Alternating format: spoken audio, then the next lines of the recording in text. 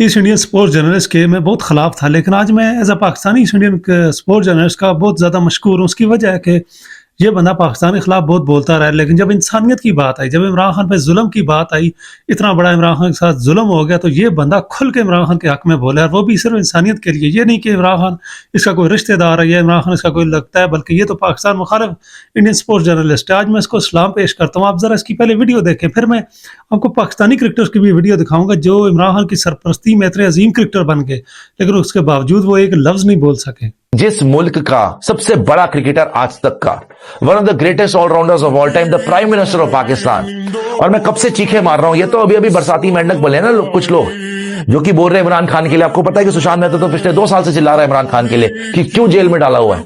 आज वही होगी ना बात सच।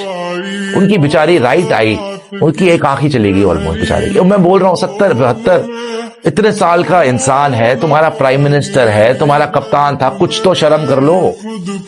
उसको जेल में डाला हुआ है क्यों? क्योंकि डरते हैं ये लोग, आसिम मुनीर वगैरह डरते हैं उससे।